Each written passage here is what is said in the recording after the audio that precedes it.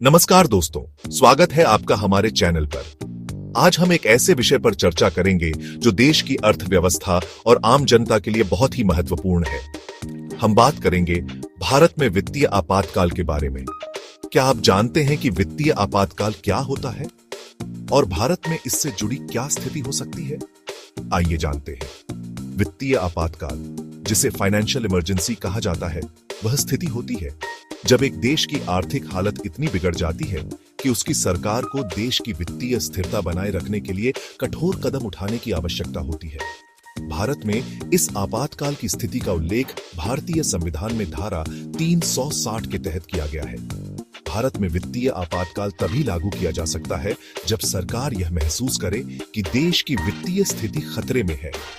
इसे लागू करने के लिए केंद्र सरकार को राष्ट्रपति के पास जाना होता है। अगर राष्ट्रपति इसे सही समझते हैं तो वे वित्तीय आपातकाल की घोषणा कर सकते हैं। वित्तीय आपातकाल के लागू होने के कुछ प्रमुख कारण हो सकते हैं। अत्यधिक महंगाई, अगर महंगाई दर बहुत बढ़ जाए और आम लोगों की आर्थिक स्थिति खराब हो जाए। राष्ट्रीय मुद्रा का अवमूल्यन, अगर रुपये की कीमत लगातार गिरने लगे और विदेशी मुद्रा भंडार समाप्त हो जाए। बैंकिंग संकट, अगर देश के बैंक संकट में आ जाएं और लोगों के पास अपनी जमा राशि निकालने के लिए कोई सुरक्षित रास्ता न हो। भ्रष्टाचार और खराब शासन, अगर सरकार के भ्रष्टाचार और गलत नीतियों के कारण देश की आर्थिक स्थिति पूरी तरह से कमजोर हो जाए।